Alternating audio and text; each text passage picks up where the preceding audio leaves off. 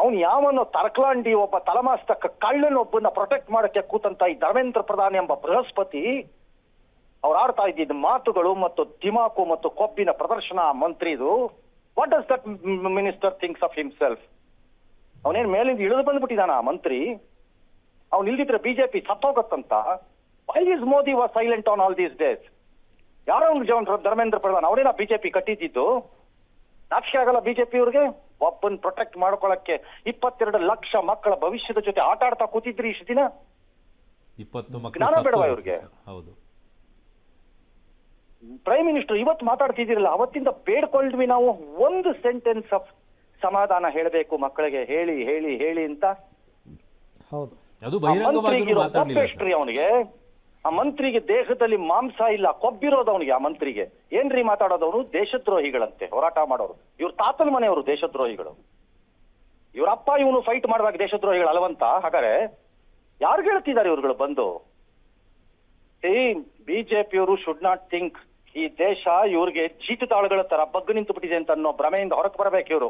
ಕೇಂದ್ರ ಸರ್ಕಾರ ಮತ್ತು ಬಿಜೆಪಿನಲ್ಲಿ ಬಹಳ ಬುದ್ಧಿವಂತ ಜನ ಇದೀವಿ ಅಂತ ಭ್ರಮೆಯಲ್ಲಿದ್ದಾರೆ ಅವರು.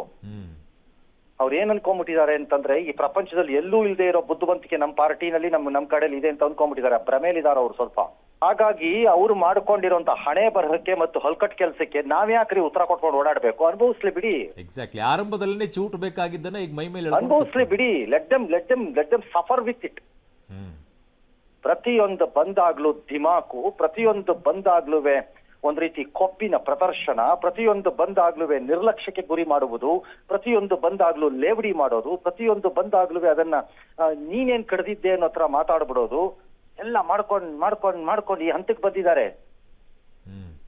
ಕೊಡ ತುಂಬುತ್ತಾ ಇದೆ ಇವ್ರದ್ದು. ಹೇಳ್ತಾ ಇದ್ದೀನಿ ನಾನು, ಹಿಂಗೆ ಆಡ್ತಾ ಇದ್ರೆ ಇವ್ರುಗಳು. ನೀವು ನಮ್ಮನ್ನ ದುರುಪಯೋಗ ಮಾಡಿಕೊಂಡು ನಿಮ್ಗೆ ಇಷ್ಟ ಬಂದಂಗೆ ಇರ್ತೀವಿ ಅಂತ ಅನ್ನೋ ಭ್ರಮೆನಲ್ಲಿ ಇದ್ರೆ ಕತ್ತರ್ಸ್ ಹಾಕಬೇಕು ಇಂಥ ಜನರನ್ನ ದೇಶದವರು.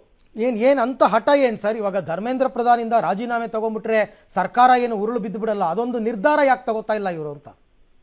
ಕೊಬ್ಬು ದಿಮಾಕು ಏನ್ ಮಾಡ್ಕೋತಾನೆ ಯಾವನ್ರಿ ಅವ್ನು? ಕಾಂಗ್ರೆಸ್ನವರು ಅಂದ ಕೂಡಲೇ ಅದ್ರ ಬಗ್ಗೆ ಒಂದು ವಿಚಿತ್ರವಾದ ಲೇವಡಿ ಮತ್ತೆ ಒಂದು ಗಂಭೀರತೆ ಇಲ್ಲದೆ ಇರುವಂತಹ ಪರಿಸ್ಥಿತಿ ನಿರ್ಮಾಣ ಆಗ್ಬಿಟ್ಟಿದೆ. ದರಿದ್ರ, ಏನು ಮಾಡಕ್ಕಾಗಲ್ಲ, ಹಣೆ ಬರಹ. ಹಾಗಾಗಿ ಇವ್ರು ಅದರದ್ದು ಅಡ್ವಾಂಟೇಜ್ ತಗೋತಾ ಇದ್ದಾರೆ ಕೇಂದ್ರದವರು ಮತ್ತು ಬಿಜೆಪಿಯವರು. ಆಮೇಲೆ ಈ ಕಾಕ್ರೋಚ್ ಪಾರ್ಟಿ ಅನ್ನೋದು ಜೋಕ್ ಅಂತ ಅನ್ಕೊಂಡಿದ್ರು ಇವರು. ಹೌದು, ಅದು ಜೋಕ್ ಅಲ್ಲ ಅಂತ ಆಯ್ತು. ಜೋಕ್ ಅಲ್ಲ ಅಂದ್ರೆ ಎದ್ದು ಬರ್ತಾರೆ ಒಬ್ಬೊಬ್ಬ ಸ್ಟೇಟ್ಮೆಂಟ್ ಕೊಟ್ಕೊಂಡು. ಏನಕ್ಕಂತೆ ಪ್ರೈಮ್ ಮಿನಿಸ್ಟರ್ ಈಗ ಮಾತಾಡಿದ್ರು? ಅದು ಕೂಡ ಏನ್ ಬಹಿರಂಗವಾಗಿ ಅಲ್ಲ ಸರ್. ಅದು ಕೂಡ ಬಹಿರಂಗವಾಗಿ ಮಾತಾಡಿಲ್ಲ. ಇವತ್ತು ಒಂದು ಕಮಿಟಿ ಒಳಗೆ ಅವ್ರ ಮೀಟಿಂಗ್ ಅಲ್ಲಿ ಆ ತರ ಮಾತಾಡ್ಕೊಂಡಿರೋದನ್ನ ಕಿರಣ್ ರಿಜಿಜು ಅವ್ರು ಬಂದು ಆಚೆ ಹೇಳ್ಕೊಂಡಿರೋದು. ಮಾತಾಡಿದಾರೋ ಇಲ್ವೋ ಯಾರಿಗ್ ಗೊತ್ತ್ರಿ. ಇರ್ಬೇಕು ಮೋಸ್ಟ್ಲಿ. ಈ ನಮ್ರತೆಯನ್ನ ಮರೀತಾ ಇದ್ದಾರೆ. ಅಲ್ಲಿಗೆ ಅವರ ಅವನತಿಯ ಮೊದಲ ದಿನ ಪ್ರಾರಂಭ ಆಗಿದೆ ಅಂತ ಬರೆದಿಟ್ಕೊಳ್ಳಿ. ಅದ್ರಲ್ಲಿ ಯಾವ ಅನುಮಾನನೂ ಬರೆದಿಟ್ಕೋಬೇಡಿ. ಕಾಲಚಕ್ರ ತಿರುಗಲೇಬೇಕು. ವಿಜಯನಗರ ಸಾಮ್ರಾಜ್ಯವೇ ಅಳಿದು ಹೋಗಿದೆ. ನಮ್ಮ ನಾಳಿದ ಮೊಘಲರೇ ವಾಪಸ್ ಹೋಗ್ಬೇಕಾಗಿ ಬಂದಿದೆ. ಬ್ರಿಟಿಷ್ ಹೋಗಿದ್ದಾರೆ. ಎಲ್ಲಾರು ಹೋಗ್ಬೇಕು ಒಂದಿನ, ಇವರು ಹೋಗ್ತಾರೆ.